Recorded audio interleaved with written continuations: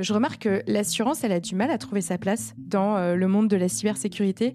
C'est un produit assez récent. Donc il y a déjà beaucoup d'outils de cybersécurité qui existent pour les entreprises qui sont un petit peu perdues face au choix qu'elles doivent faire pour se sécuriser. Est-ce que l'assurance cyber, c'est un énième outil sur le marché selon toi, ou est-ce que ce produit doit être complètement décorrélé de la cybersécurité ?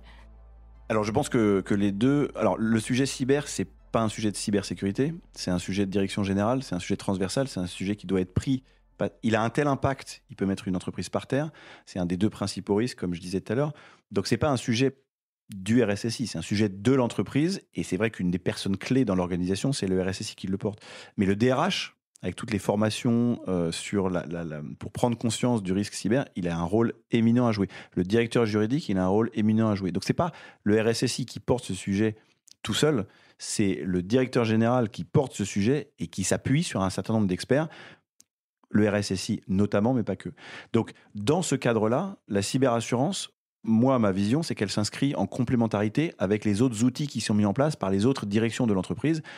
Et si je simplifie un peu à outrance, la direction informatique, le RSSI, il va mettre en place des mesures de cybersécurité, des antivirus, des firewalls, pour parler un peu simplement, qui vont réduire la fréquence, qui vont empêcher le plus possible que les malwares rentrent, et quand effectivement ils sont rentrés, pour essayer de les détecter, de les éliminer.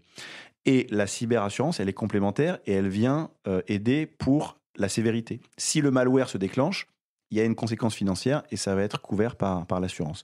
L'assurance, elle vient aussi sur ce volet gestion de crise, comme je l'ai dit, et donc elle va venir aider le RSSI. Elle ne vient pas bypasser, elle vient aider et proposer ses experts en lien avec le RSSI. Et il faut se mettre d'accord avant pour voir comment est-ce que la gestion de crise va se faire et va intégrer les potentiels experts amenés par l'assureur. C'est pas obligatoire. Sur les PME, généralement, ils ne savent pas, donc ils préfèrent aller voir les assureurs. Sur les grands groupes, c'est quelque chose qui se fait un petit peu de façon jointe, où on prend certains experts côté assureur, certains experts côté du RSSI pour mettre un panel qui soit pertinent. Donc moi, je le vois comme totalement intégré.